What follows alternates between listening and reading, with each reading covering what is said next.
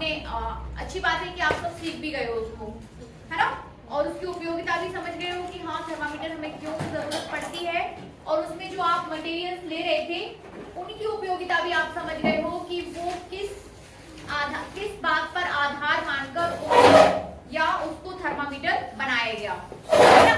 अब इसके बाद आपके पास एक और टॉपिक बचता है, वो होता है कि different type of units of temperature, ठीक है ना। यूनिट्स ऑफ टेम्परेचर या फिर ताप मापन के प्रकार, ताप मापन के प्रकार, या फिर इन अदर वर्ड्स आप उसको क्या बोल सकते हो, ताप के मात्रक, और विभिन्न प्रकार के ताप के मात्रक हैं, ठीक है ना। जैसे कि फ़ारेनहाइट, मेनली हम बात करें तो फ़ारेनहाइट, डिग्री सेंटीग्रेड और केल्विन, ठीक है ना। फ़ारेनहाइट, डिग्री सेंटीग्रेड और केल्विन, ये वैसे ही है जैसे मीटर, जैसे आपको दूरी की कई मात्रक हो जाती है, जैसे मीटर, सेंटीमीटर, किलोमीटर, ठीक है ना। आप मीटर को सेंटीमीटर में, सेंटीमीटर को किलोमीटर में, या किलोमीटर को मीटर में कन्वर्ट करते हैं।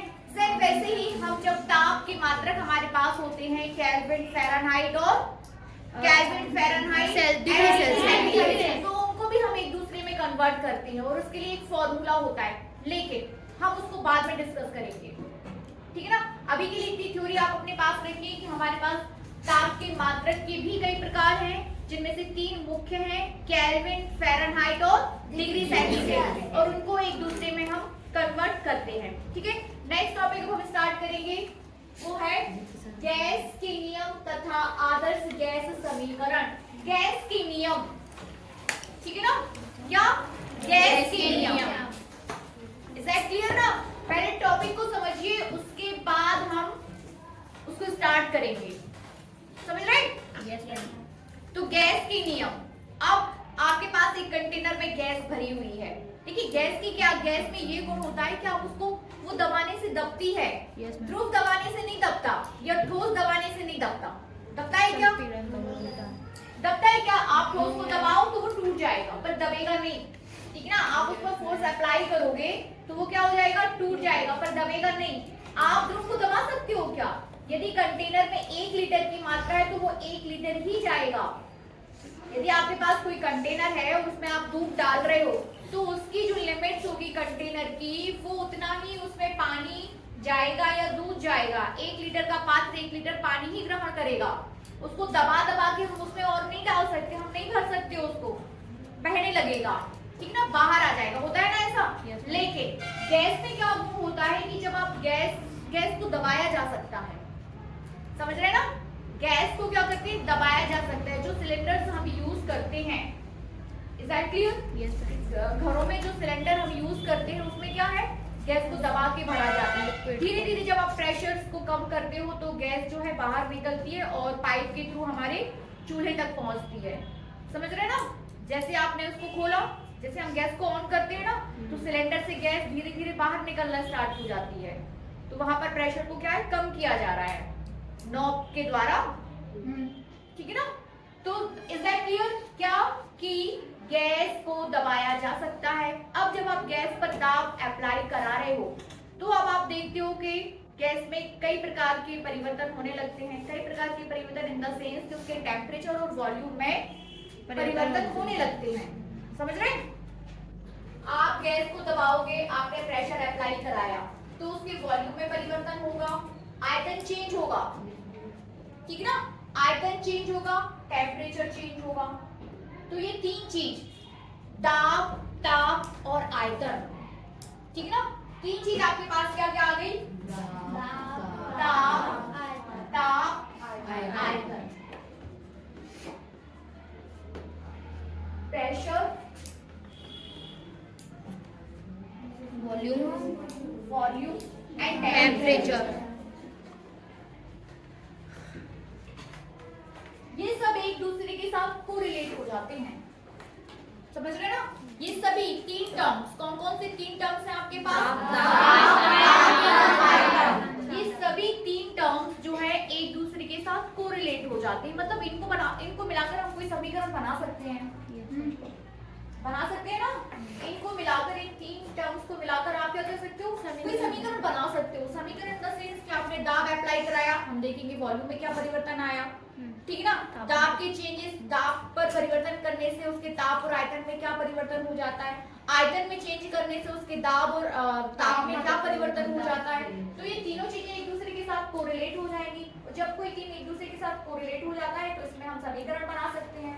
तो वो समीकरण आपका किसकी तरफ जाएगा, गैस समीकरण की तरफ, आदर्श गैस समीकरण की तरफ, ठीक है ना। नियम किसमें जाएंगे, गैस के नियम, गैस के नियम कि दाब बढ़ाने से आयतन पर क्या फर्क पड़ रहा है, एक नियम, ठीक है ना। Is that clear. दाब बढ़ाने से आयतन पर क्या पड़ रहा, एक नियम। दाब का टेम्परेचर के साथ क्या रिलेशन है, दूसरा नियम। तो ऐसे आपको नियम मिल जाएंगे। तो topic is that clear, topic समझ पा रहे हैं आप, भूमिका समझ पाए इस चैप्टर की या इस टॉपिक की भूमिका समझ पाए, ये इंट्रोडक्शन कि किस तरीके से ताप और दाब या आयतन एक दूसरे के साथ रिलेटेड है, कोरिलेटेड है, एक दूसरे के साथ कैसे संबंध रखते हैं। और संबंध जब रखेंगे तो आपके पास कुछ कॉन्सेप्ट्स आ जाएंगे और वही कॉन्सेप्ट आपके पास क्या हो जाएंगे, नियम, ठीक है ना। नियम जैसे हम खुद ही बोल रहे हैं कि जैसे जैसे आप दाब को बढ़ाते हो तो आयतन क्या होगा, कम होगा ना, आयतन क्या होगा, कम होगा। तो आप बोल सकते हो कि P is inversely proportional to the V, एक नियम हो गया, यही नियम है, ये नियम हो जाएगा, है कि नहीं, बनेगा। चलिए तो इसको थोड़ा सा नोट करिए।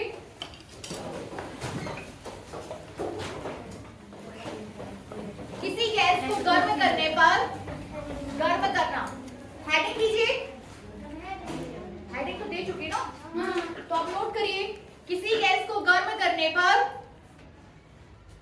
गर्म करना मतलब उसका टेम्परेचर इंक्रीज करना, समझ रहे हैं ना, बढ़ाना, टेम्परेचर बढ़ाना।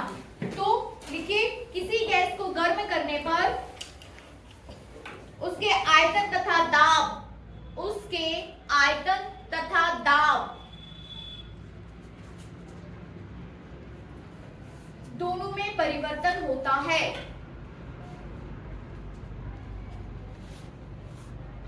ठीक है ना, आगे लिखिए।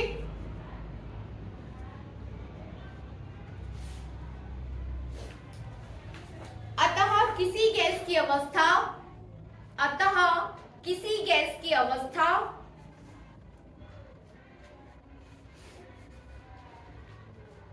किसी गैस की अवस्था तीन राशियों,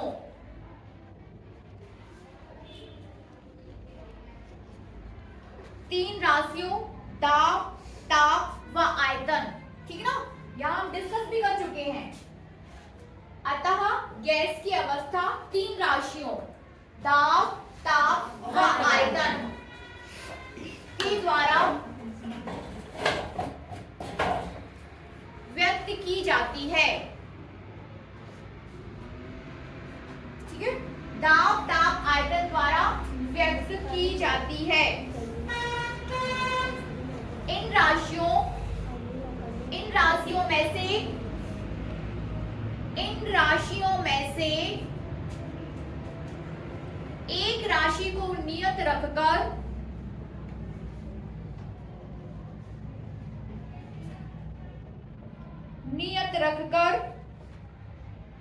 अन्य दो राशियों में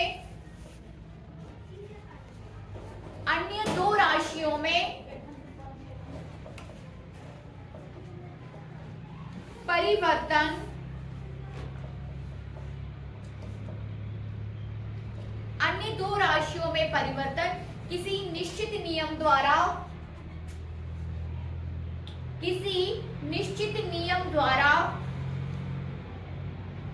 होता है।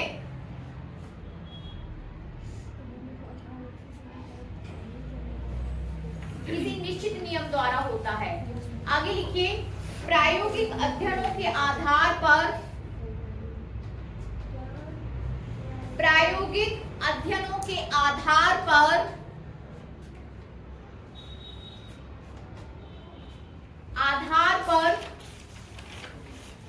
गैसों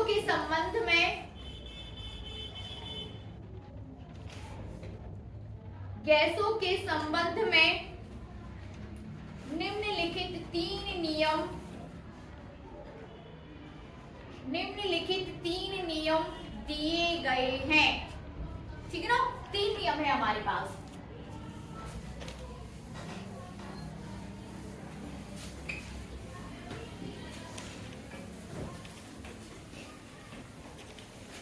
ठीक है, तो 3 नियम कौन कौन से हैं लिखिए। फर्स्ट बॉयल का नियम, बॉयल का नियम, चार्ल्स का नियम, डार्फ का नियम। ठीक है, 3 नियम है। पहला है आपके पास बॉयल का नियम।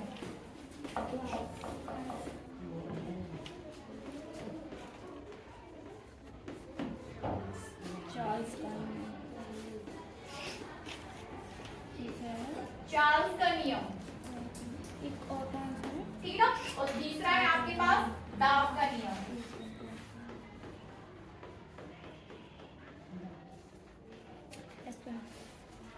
ठीक है, तो ये 3 नियम हमें देखने हैं। चार्ल्स, सबसे पहले आप कौन सा देखोगे? Boyle's law. हेडिंग दीजिए बॉयल्स लॉ।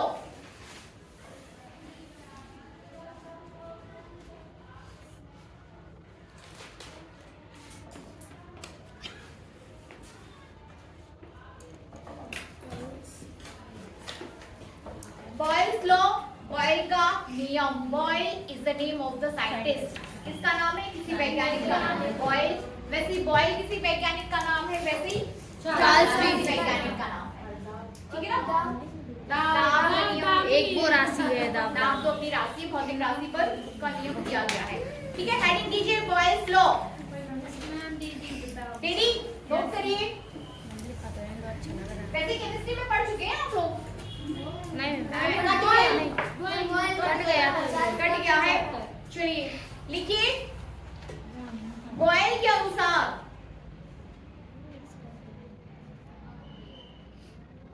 स्थिर ताप पर, स्थिर ताप पर, ताप कैसा होना चाहिए? स्थिर। स्थिर ताप पर, स्थिर ताप मतलब ताप नियत है, समझ रहे ना? स्थिर ताप मतलब ताप कैसा है? नियत है, कांस्टेंट है। तो स्थिर ताप पर किसी गैस के निश्चित द्रव्यमान का आयतन, किसी गैस के निश्चित द्रव्यमान का आयतन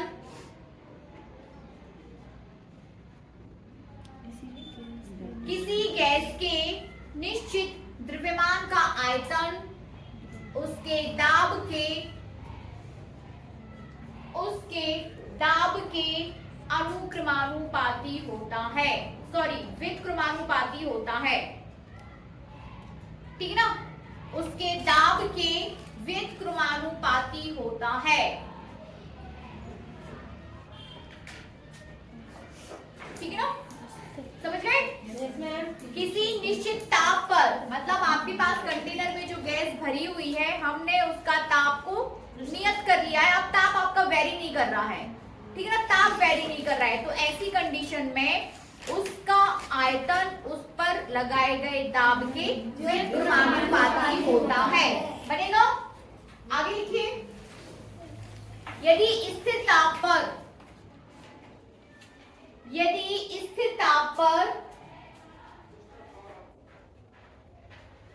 गैस के निश्चित आयतन का द्रव्यमान, स्थिर दाब पर, हाँ स्थिर ताप पर है ना, स्थिर ताप पर किसी गैस के निश्चित द्रव्यमान का आयतन V,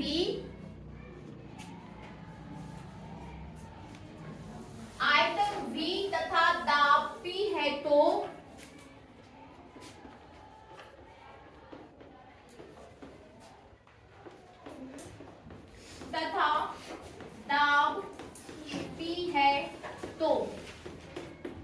क्या हो जाएगा? V inversely proportional to P, ठीक है ना? तो V inversely proportional to P, ठीक है? या आप ऐसे भी लिख सकते हो इसको, या P inversely proportional to V, ऐसे भी लिख सकते हो, है ना? लिख लीजिए, ठीक है ना? या नियतांक, ठीक ना। या पीवी इक्वल्स टू क्या हो जाएगा, नियतांक। और या P1 V1 equals to P2 V2, P1 V1 equals to P2 V2। बनेगा? Yes ma'am.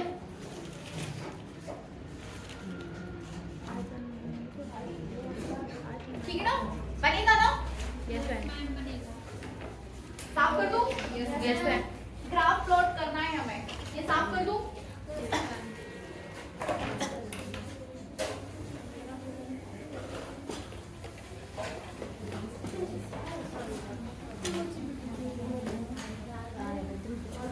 ग्राफ प्लॉट करिए। Yes ma'am.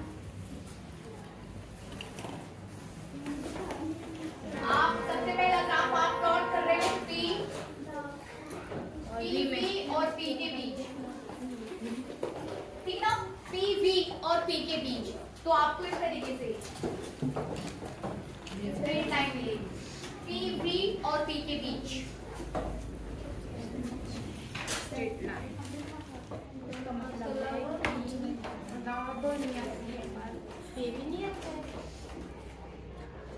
यस बनेगा। ग्राफ के नीचे आप लिख सकते हो PV तथा P के बीच ग्राफ, PV तथा P के बीच ग्राफ, नीचे लिख सकते हो यहाँ पर PV तथा P के बीच ग्राफ।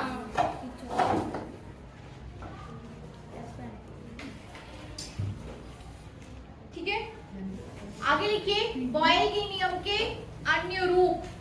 आप जितना सीख पा रहे हो उतना ही सीखिए, लेकिन लिखते जाइए सब कुछ। बॉयल के नियम के अन्य रूप, ये साफ कर दूं?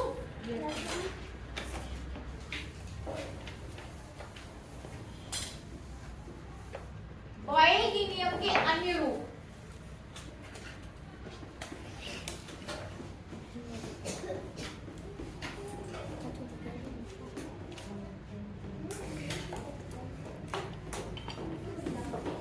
अन्य रूप में लिखना है, अन्य रूप। ठीक है, लिखिए यदि गैस का घनत्व D, यदि गैस का घनत्व D तथा आयतन V है तो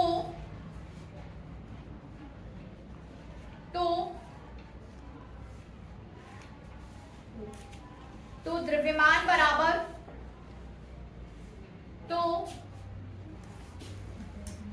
द्रव्यमान बराबर क्या हो जाएगा, घनत्व गुणा आयतन होगा ना। Yes ma'am. द्रव्यमान बराबर घनत्व गुणा आयतन। D into V। It means m equals to आपके पास आ जाएगा D into कैपिटल V आएगा। Yes ma'am.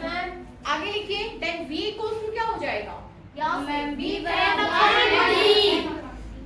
m upon D, then V equals to m upon D। आगे लिखिए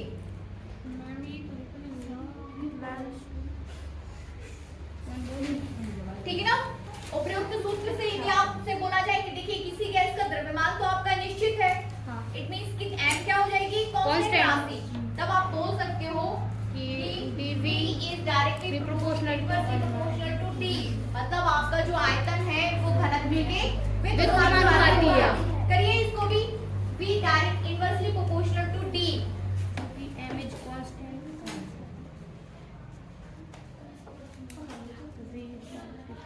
ठीक है ना, V directly inversely proportional to क्या हो जाएगा, 1 by T। D। 1 by D। लेकिन बॉयल का नियम क्या बोलता है, V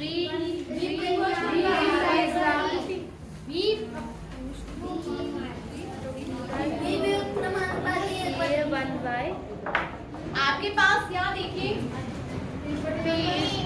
One by P। T आया, लेकिन बॉयल का नियम बोलता है कि ये, ठीक है ना। तो दोनों समीकरण से आप क्या लिख सकते हो, बनाइए दोनों समीकरण को एक साथ। व्युत्क्रमानुपाती 1 by dP।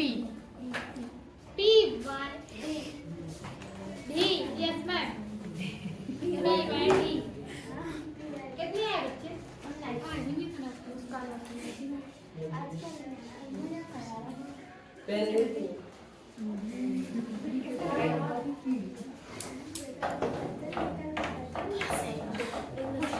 कितने बच्चे हैं,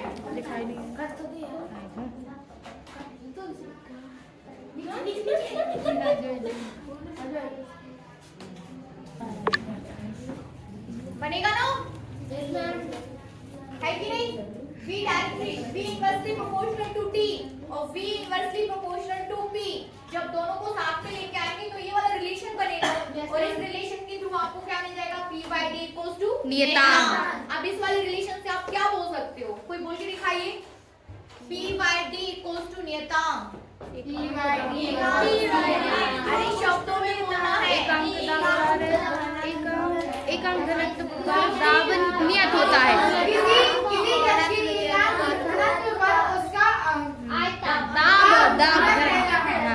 सीधा क्यों नहीं बोल रहे? आपको इस समीकरण से ये मिल रहा है कि दाब घनत्व के अनुक्रमानुपाती होता है।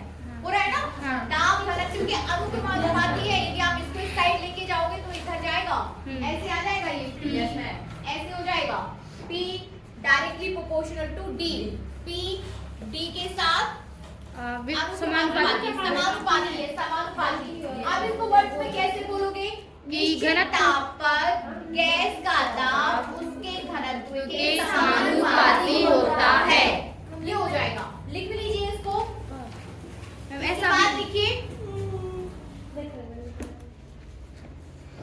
इसी गैस में बॉयल के नियमानुसार, इसी में लिख लीजिए। बॉयल के नियमानुसार, हाँ मन से लिख सकते हो। बॉयल के नियमानुसार निश्चित ताप पर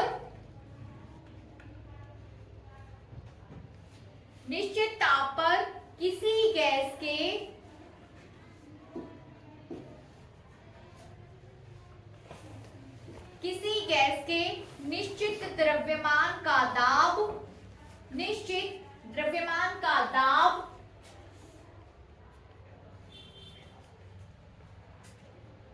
उसके घनत्व के अनुक्रमानुपाती होता है।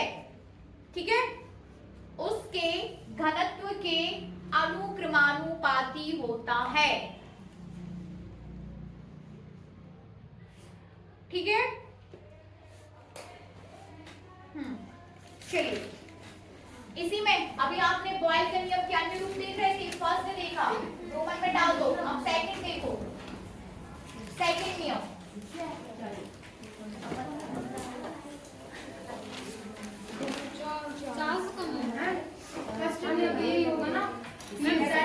देखो, ये आपका फर्स्ट था। इसके अंदर एक और नियम देखा तो इसको रोमन में लिखो। फर्स्ट फिर ये सेकंड, ऐसा वाला सेकंड डालो रोमन में। जो अभी अपन कर हुआ सकता है ऐसे। ये फर्स्ट था नहीं, अभी अपन ने किया।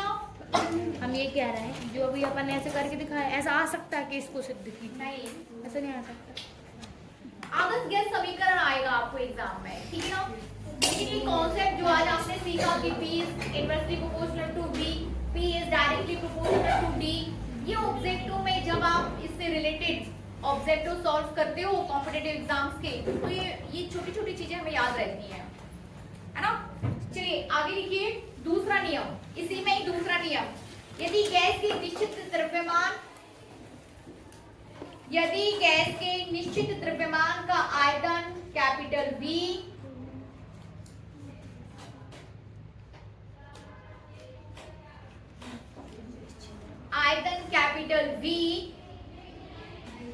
तथा इसमें अणुओं की संख्या कैपिटल N है, तो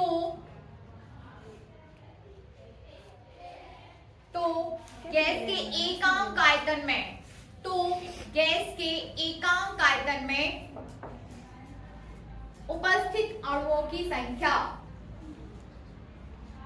फिर से देखिए, यदि निश्चित गैस के निश्चित द्रव्यमान का आयतन क्या है? V, ठीक है ना? और इसी आयतन में उपस्थित अणुओं की संख्या क्या है? Capital N।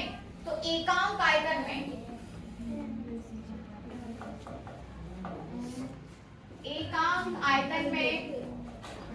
उपस्थित अणुओं की संख्या कितनी हो जाएगी? Small n equals to n by v। हाँ, yes capital N by v। एकांक आयतन में उपस्थित की संख्या। Then v equals to n by v। Capital V equals to आ जाएगा n by n। दोनों n में आप अंतर कर पा रहे हो, कैपिटल N और स्मॉल n में। Yes ma'am. ठीक है ना, n आपको कंप्लीट अणुओं की संख्या बता रहा है। जैसे ये आपके पास पूरा कंटेनर है, ये पूरा कंटेनर है और इसमें जो गैस भरी है उसका वॉल्यूम V है। तो इस वॉल्यूम V में उपस्थित कुल अणुओं की संख्या, कुल कैपिटल N। पूरा कुल वो कैपिटल N है। लेकिन एकांक आयतन की बात करें तो वो क्या हो जाएगा, स्मॉल n। एकांक आयतन में उपस्थित अणुओं की संख्या स्मॉल n। ठीक है, स्मॉल n। और n दोनों में रिलेशन क्या है, n equals to n by v। Then v equals to आपका आ जाएगा capital N by n। Capital N बटे स्मॉल n। ठीक है ना, कैपिटल N बटे स्मॉल n बनेगा।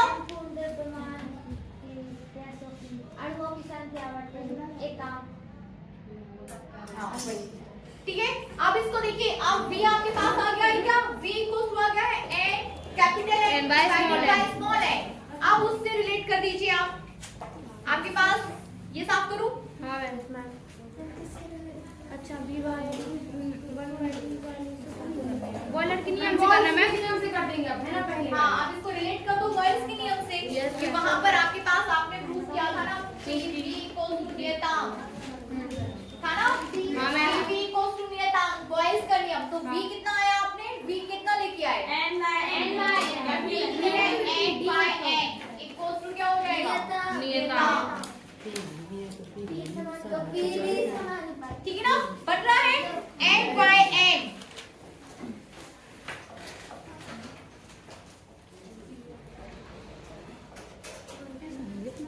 ठीक है ना, तो उपरोक्त समीकरण से आप लिख सकते हो कि P capital P is directly proportional to n। लिख सकते हो कैपिटल P किसके, जब n आपका इससे गुणा करेगा इधर आ जाएगा। हाँ। n का त्रिया गुणा करोगे तो आप इधर आ जाएगा। तो P is directly proportional to small n। लिखिए, एकांक आयतन में अणुओं की संख्या से हम इसे रिलेट कर रहे हैं। लिखिए, अर्थात इधर तक करने के बाद लिखना है आपको। पहले यहाँ तक लिखिए आइए, P is directly proportional to n। इधर तक हो गया सभी का, समझ आ रहा है। कैपिटल आप देखिए, जब आप इसको करते हो ना, जब समानुपाती में चीजें, जब ये रिलेशन होता है, ये इस प्रकार की नियतांक और ये सारी चीजें, तो आप उसको एक राशि को एक सिर्फ यदि दो राशियों में रिलेशन आप दिखाना चाहते हो तो आप दिखा सकते हो। ठीक है ना, इसका मतलब ये नहीं कि कट गया, गायब हो गया, कि ये है ही नहीं। आप सिर्फ इसकी और इसकी बात कर रहे हो, हम और आप में रिलेशन की बात कर रहे हैं आप। इसका मतलब ये नहीं कि क्लास के बाकी बच्चे चले गए। ठीक है ना, आप में और हमारे बीच के रिलेशन की बात हो रही। तो कैपिटल P और स्मॉल n, इस उपरोक्त समीकरण से यदि आप कैपिटल P और स्मॉल n में रिलेशन देखना चाहें तो फिर ये आएगा। और इट डजंट मीन कि n गायब हो गया, कि n है ही नहीं, कि खत्म, उससे भी कोई रिलेशन हो गया।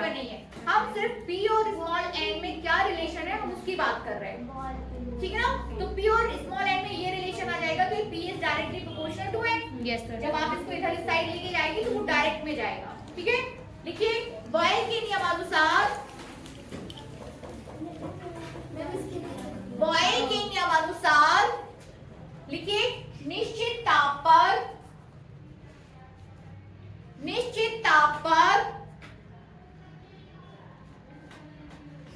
किसी गैस के, निश्चित ताप पर किसी गैस के निश्चित द्रव्यमान का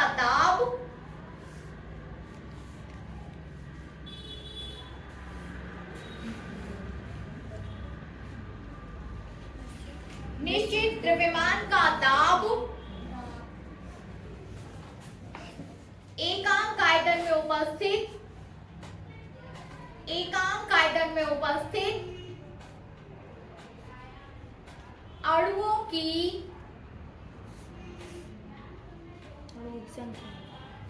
की संख्या के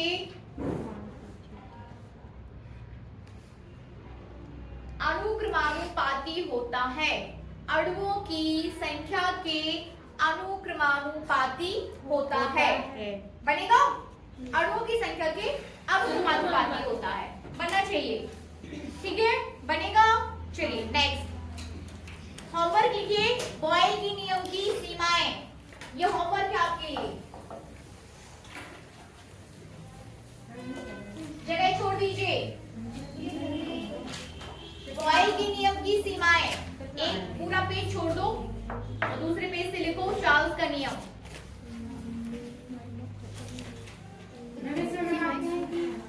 दो ही बस ग्रुप है इसकी।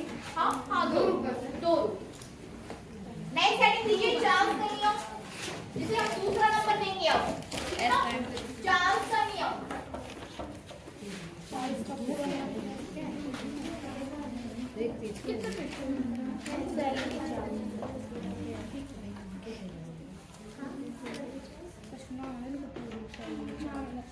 चार्ल्स का पूरा नाम क्या है? चार्ल्स का नियम। हमें चार्ल्स ने बताया नहीं अपना पूरा नाम, तो हमें नाम पता चलेगा। बताए अपना पूरा नाम, जैसे बबली बताएंगी कि हमारा पूरा नाम बबली कुर्मी है, तो हमें पता चलेगा कि बबली कुर्मी है। अब जब बबली बताएं, जब बबली बबली करेंगी तो हम बोलेंगे भी बबली है। हमें क्या पता तो आपका पूरा नाम क्या है। मैम जैसे जब मैं लिखा पता चार्ल्स लॉ, ठीक है ना, उनके निकनेम से नाम है तो वही पढ़ेंगे चार्ल्स लॉ। ठीक है, हम पता कर सकते हैं, लेकिन ऐसा नहीं कि हम पता नहीं कर सकते, गूगल कर लेंगे। ठीक है, अभी हम ध्यान देते हैं चार्ल्स लॉ पर। आपने जो अभी बॉयज का लॉ देखा वो किस किस के बीच था? पी और वी के बीच। ठीक है ना, पी और वी के बीच। देखिए फटाफट देखिए, पी वी रिवाइज कर रहे हो। पी वी इसके बाद क्या लिखा आपने? पी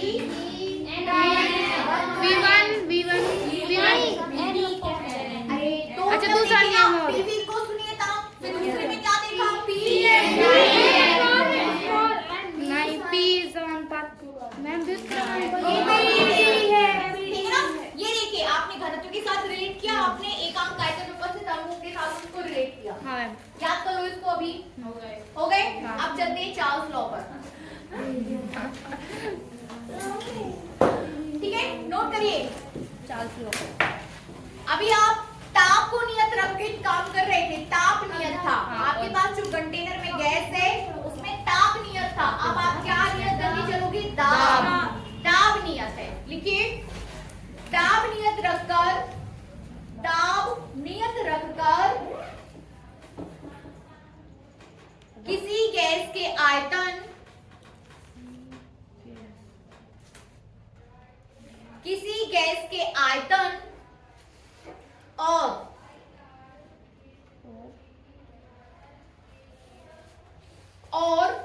ताप में संबंध का अध्ययन, ताप में संबंध का अध्ययन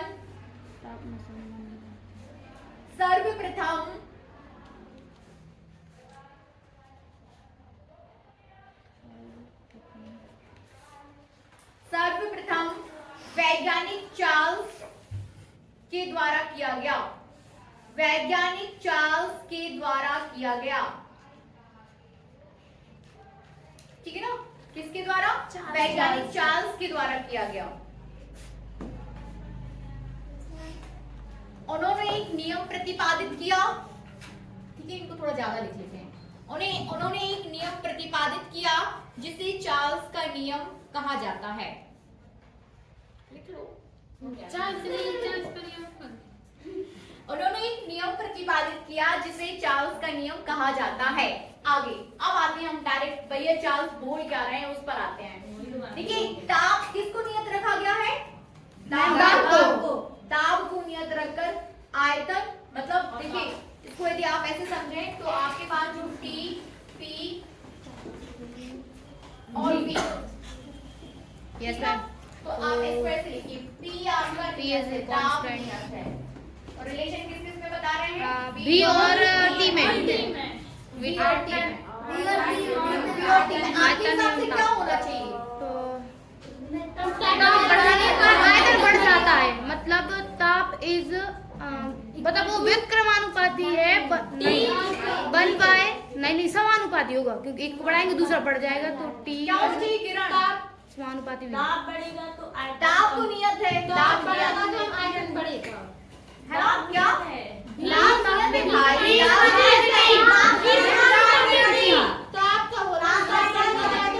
वही तो कह रहे हैं। कैसी भी कंडीशन आ सकती है कि कम हो जाएगा। करेंगे तो मैम माजा हो जाएगा, तो एक को कम करेंगे तो एक बढ़ जाएगा, एक को बढ़ जाएंगे तो बी इज कोई अंतर नहीं आएगा। बी समानुपाती होना आप क्या चाहिए। देख रहे हो? मैम काम नहीं फैलती है। जैसे जैसे आप टेम्परेचर को इंक्रीज करते हो तो गैस फैलती है। फैलना इन द सेंस कि आयतन बढ़ बढ़ेगा। जाएगा। मैं बोल रहा हूँ लेकिन अब हमें ये देखना है कि चार्ल्स ने अपने प्रयोगों के द्वारा क्या पाया, किन कंडीशंस में क्या काम किया। ठीक है, लिखिए। इस नियम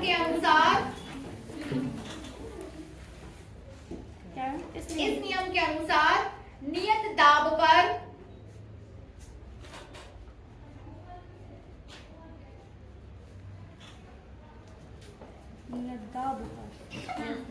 नियत दाब पर किसी गैस के निश्चित द्रव्यमान का आयतन, नियत दाब पर किसी गैस के निश्चित द्रव्यमान का आयतन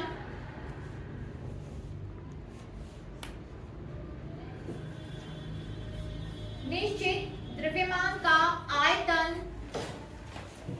1 डिग्री सेंटीग्रेड ताप बढ़ाने पर 1 डिग्री सेंटीग्रेड ताप बढ़ाने पर 1 डिग्री सेंटीग्रेड ताप बढ़ाने पर अपने 0 डिग्री सेंटीग्रेड वाले आयतन का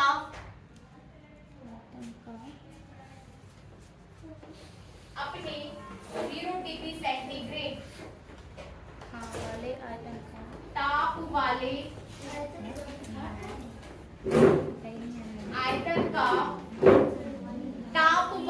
आयतन का लिखिए 1/273 1/273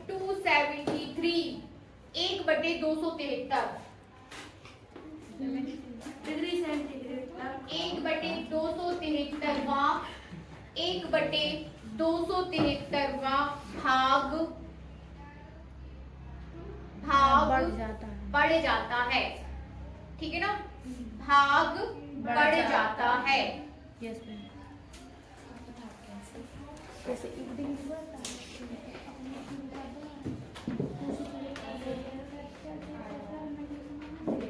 इसको समझिए। ठीक है,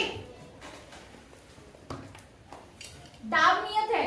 ठीक ना, टेम्परेचर आप इंक्रीज कर रहे हो, वॉल्यूम बढ़ रहा है, बढ़ जाता है, ये ठीक है।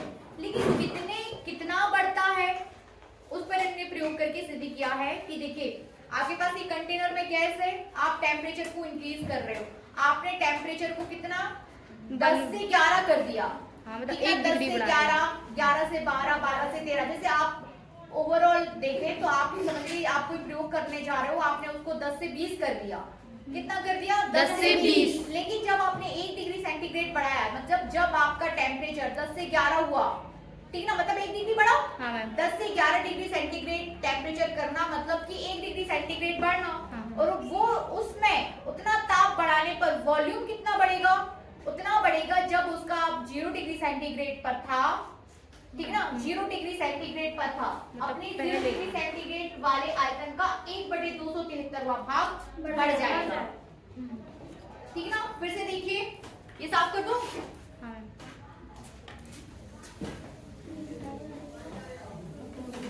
कई सारे वर्ड्स, कई सारे सेंटेंस हमारे सामने हैं। अब कैसे कैसे कि आपके पास कंटेनर है, आपने उसका टेम्परेचर 10 से 11 डिग्री सेंटीग्रेड या 1 डिग्री सेंटीग्रेड बढ़ा दिया। ठीक ना, कितना बढ़ा दिया? 1 डिग्री सेंटीग्रेड टेम्परेचर आपने इंक्रीज कर दिया। तो अब इसके वॉल्यूम में क्या हो जाएगा? वृद्धि हो गई, इतनी वृद्धि हो गई। लेकिन ये कितनी वृद्धि कहलाई? 1/273। नहीं, जो 0 डिग्री सेल्सियस था, जो सेंटीग्रेड पर ये था वॉल्यूम। 0 डिग्री सेंटीग्रेड पर ये वॉल्यूम था। कितना वॉल्यूम होगा लगभग? मान लो कि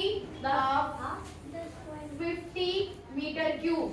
तो इस 50 मीटर क्यूब का 1/273वां भाग, मतलब इसका 273वां भाग क्या होगा? 50/273 हाँ, 50/273 बढ़ेगा, समझ रहे ना? 50/273 भाग बढ़ेगा। अब अभी आपने 1 डिग्री की बात की, लेकिन आपका टेम्परेचर 10 से 50 हो गया, तो कितने डिग्री सेंटीग्रेड बढ़ गया? 40 डिग्री सेंटीग्रेड बढ़ गया। तो वॉल्यूम कितना बढ़ेगा? 40 गुणा 50/273। हाँ ठीक ना, 40 गुणा 50/273। समझ में आया? हाँ मैम। ठीक है, चलिए आगे लिखिए। मतलब वो एक काम तो ये दिया था, जितने का निकाल दो उतने का। एक का निकाल दो, बाकी आप लोग देखते रहोगे कि समझ आया? पक्का?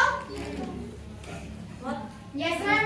चलिए, बहुत उपयोगी भी होगा। बहुत ये कॉम्पिटिटिव एग्जाम का कॉन्सेप्ट है। ये जितना आप फिजिक्स पढ़ते हैं ना, ये गैसेस वाला कॉम्पिटिटिव एग्जाम्स में आता है, समझ रहे? मजा आ गया? लिखिए आगे। माना कि नियत ताप पर गैस के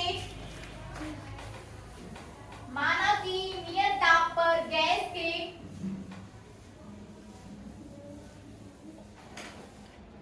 माना कि नियत ताप पर गैस के निश्चित द्रव्यमान का आयतन निश्चित द्रव्यमान का 0 डिग्री सेंटीग्रेड पर आयतन, ठीक ना? निश्चित द्रव्यमान का जीरो डिग्री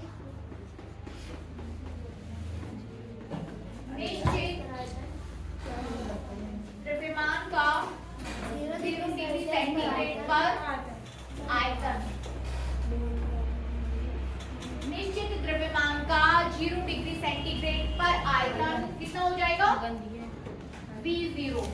आयतन 0 डिग्री सेंटीग्रेड पर V0। आगे लिखिए, तथा T डिग्री सेंटीग्रेड पर आयतन स्मॉल t, तथा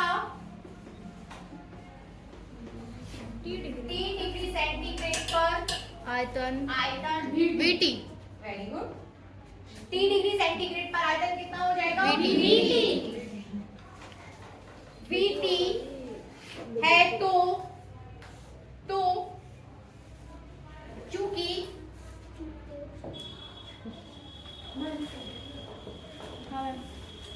चूंकि T डिग्री सेंटीग्रेड ताप बढ़ाने पर चूंकि T डिग्री सेंटीग्रेड ताप बढ़ाने पर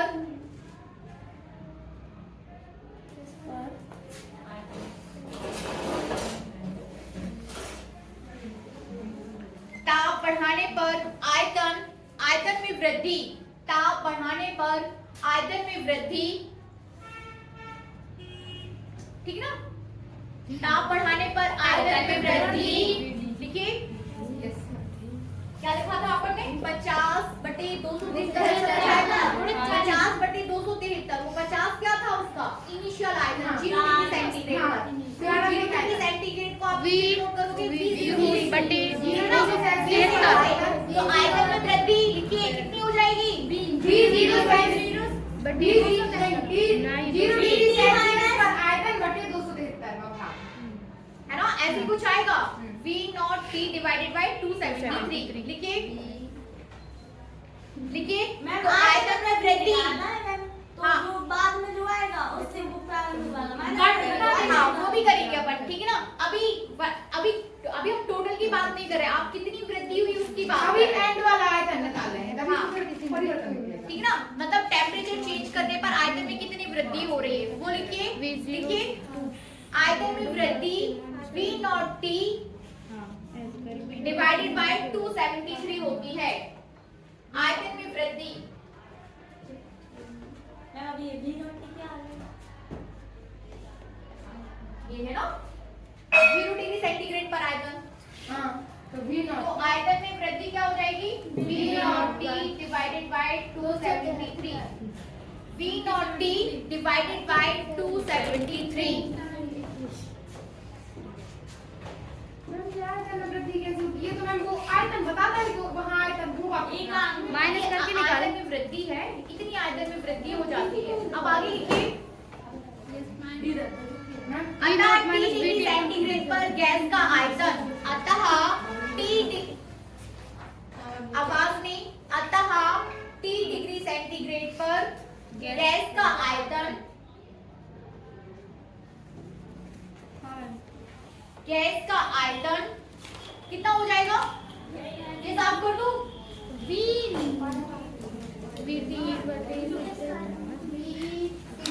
अर्थात T डिग्री सेंटीग्रेड पर गैस का आयतन 273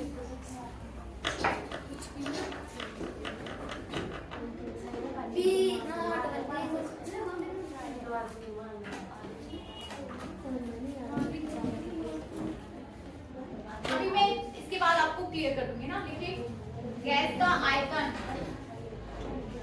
T डिग्री सेंटीग्रेड पर गैस का आयतन कितना हो जाएगा, लिखिए VT इक्वल्स टू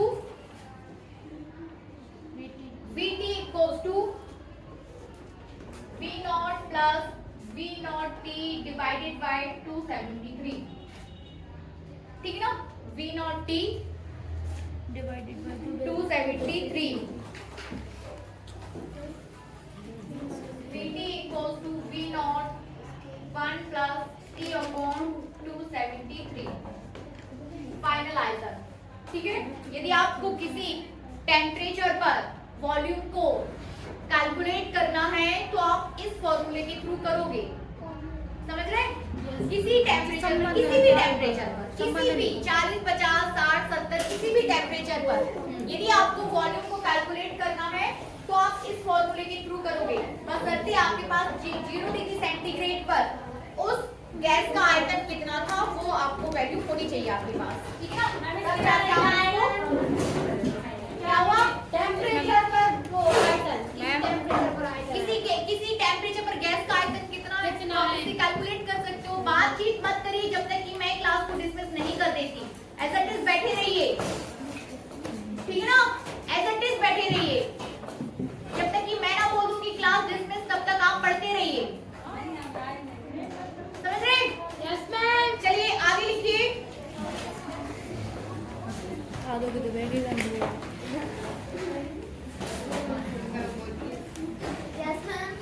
लिखिए यदि T इक्वल्स टू -273, यदि T इक्वल्स टू -273, यदि T इक्वल्स टू, लिख दो हाँ, यदि 273 T equals to -273 degree centigrade तब yes ma'am V -273 equals to निकाल के बताइए कितना आएगा। मतलब इस T की जगह आपको कितना लिखना है, -273। तो -273 पर वॉल्यूम बताइए कितना आएगा, फटाफट करो अपनी कॉपी में।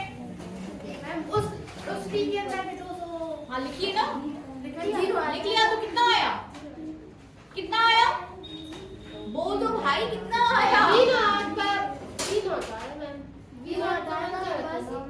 आपका कितना आया, एक मिनट में बताएंगे माइनस का बराबर प्लस का बहुत बढ़िया। तो सिर्फ फाइनल आंसर कितना आएगा आपके पास, मैम शून्य हो रहा है, शून्य हो बोल दो ना। इस T की जगह जब आप -273 रख दोगे तो ये कैंसिल हो गए, 1 - 1 ये कितना हो गया, 0। फाइनल आपके पास 0। तो आप क्या बोल सकते हो, लिखिए कि 273 डिग्री सेंटीग्रेड पर आयतन शून्य होता है, कोई वृद्धि नहीं होती।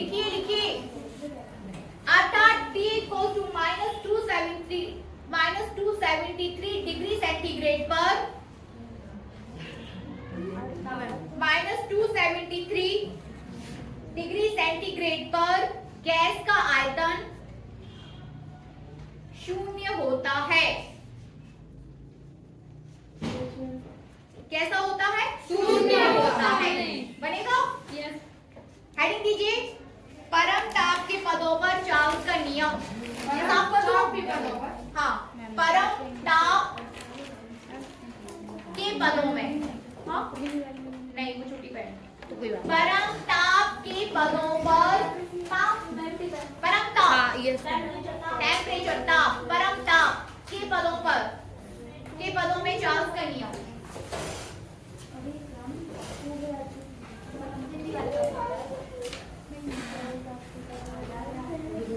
चार्ल्स का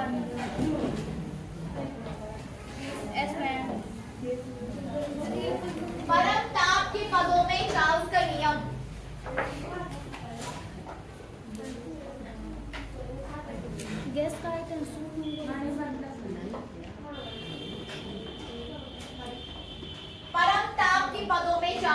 नियम, ठीक है ना। इसे भी कंप्लीट करिए, लिखिए।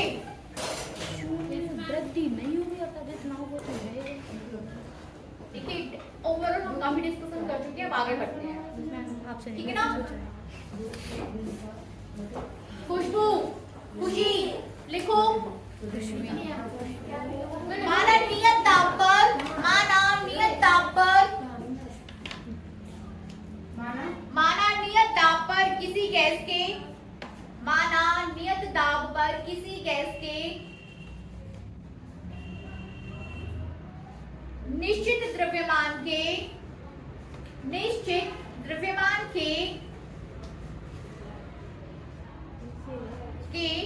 0 डिग्री सेंटीग्रेड, ठीक है ना। निश्चित द्रव्यमान के 0 degree centigrade, T1 degree centigrade,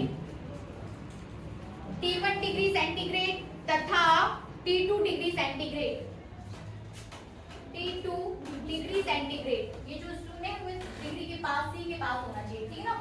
तो 0 degree centigrade, T1 degree centigrade तथा T2 डिग्री सेंटीग्रेड पर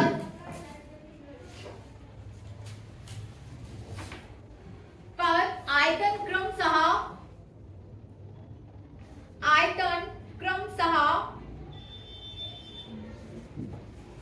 V0, आयतन क्रमशः V0 VT तथा VT2 है, V0 V1 तथा V2 है, ठीक है ना।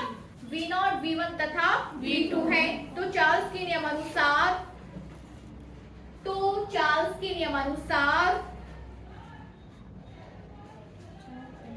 के नियमानुसार V1 इक्वल टू बताइए एंड V2 इक्वल टू बताइए। तो V1 इक्वल टू आपका हो जाएगा V0 1 प्लस T अपॉन 273, क्योंकि T1 की बात कर रहे थे इसलिए यहाँ पे T1 आ जाएगा, ठीक है ना। V2 इक्वल टू हो जाएगा V0 1 plus T2 upon 273, T2 upon 273 बनेगा। आगे करिए इसको।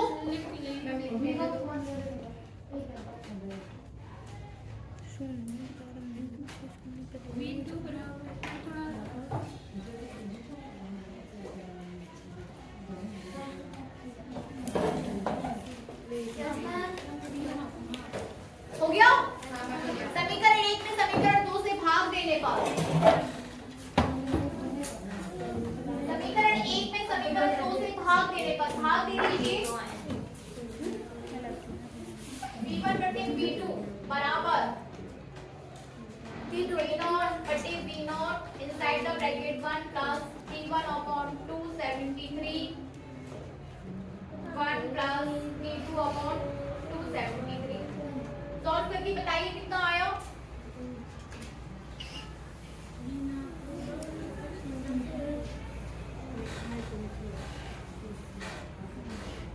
V0 is cancelled by the V0, है ना? Yes ma'am. हो गया।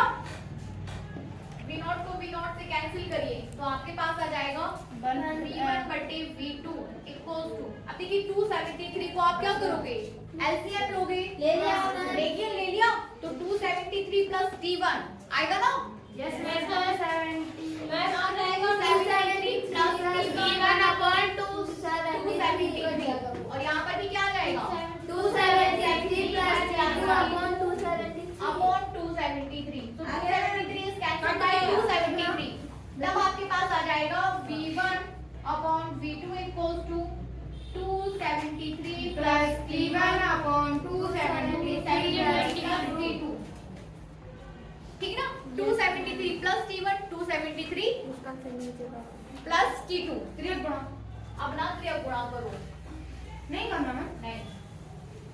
देखिए 273 जब परम ताप को किसी टेम्परेचर में जोड़ दिया जाए, देखिए ये आपका 273 plus T1 is equivalent to the T1 capital T1, 273 plus T2 capital T2, so we have V1 upon V2 equals to T1 upon T2, so we can say V is directly proportional to T। यहाँ तक लेके आइए।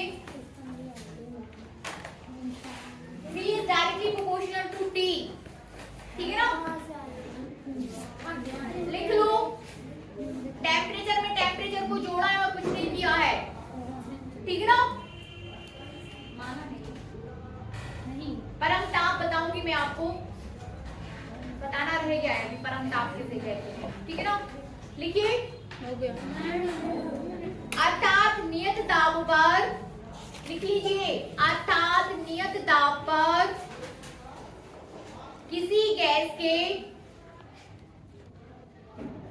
अर्थात नियत दाब पर किसी gas के निश्चित द्रव्यमान का आयतन, हाँ, नियत दाब पर किसी गैस के निश्चित द्रव्यमान का आयतन उसके परम ताप के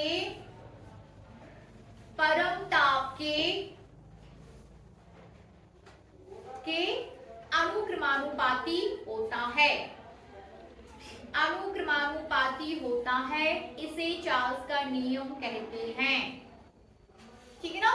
इसे चार्ल्स का नियम कहते हैं।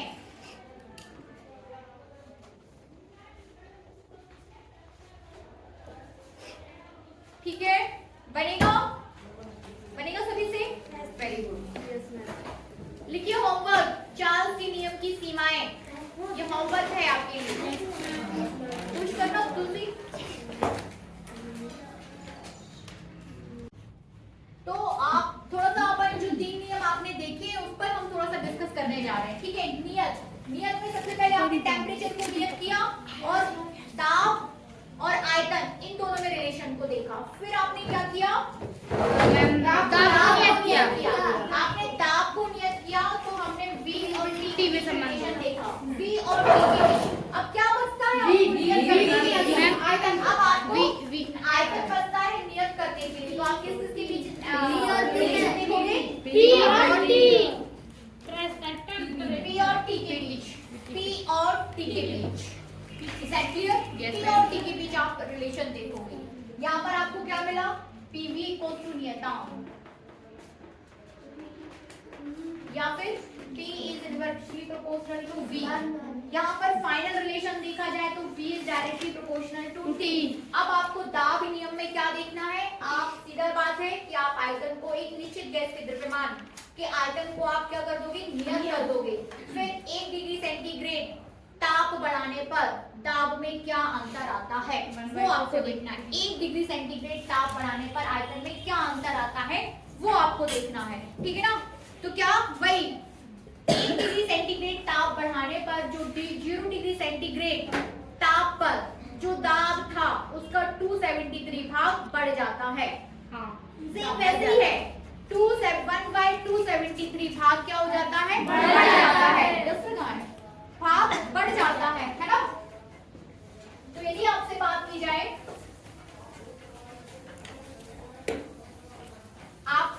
जाए, कि 0 डिग्री सेंटीग्रेड पर दाब कितना है, 0 डिग्री सेंटीग्रेड पर आप जो गैस का दाब है वो P0, ठीक ना। 0 डिग्री सेंटीग्रेड पर दाब क्या, P0। T1 डिग्री सेंटीग्रेड पर P1, ठीक ना। T1 डिग्री सेंटीग्रेड पर P1 और T2 डिग्री सेंटीग्रेड पर P2। गैस का दाब जो है वो क्या है, P2, ठीक है ना। तब P1 कितना हो जाएगा, P1 equals to and P2 equals to, P1 equals to कितना हो जाएगा, सिर्फ वैसे जैसा V के साथ रिलेशन था, P1 to P0 plus P0 बटे 273 इंटू P0 बटे 273 इंटू T, ठीक है ना। P1 equals to P0 plus P0 T by 273 T1 by 273, सही है। हाँ मैम, सेम चीज। वैसे P2 कितना हो जाएगा, P0 plus P0 T divided by 273। T2 आएगा मैम, T2 कर दीजिए, T2, ठीक है ना। एक को दूसरे में भाग देंगे जैसे हमने तब किया था, सेम वैसे, और फाइनली आपके पास क्या आ जाएगा, P1 upon P2 equal 273 plus, नहीं मैम सीधा वो आ जाएगा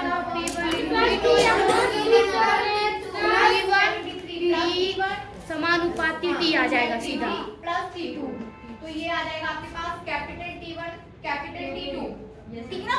कैपिटल T1 कैपिटल T2, तो फाइनली आपके पास आ जाएगा फाइनली हमारे पास आ जाएगा P1 divided by P2 equals to T1 divided by T2। तब आप बोल सकते हो कि P is directly proportional to T, ठीक है ना। P is directly proportional to T, मतलब ताप के अनुक्रमानुपाती है।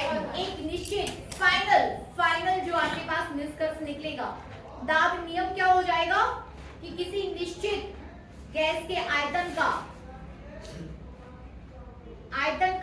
किसी निश्चित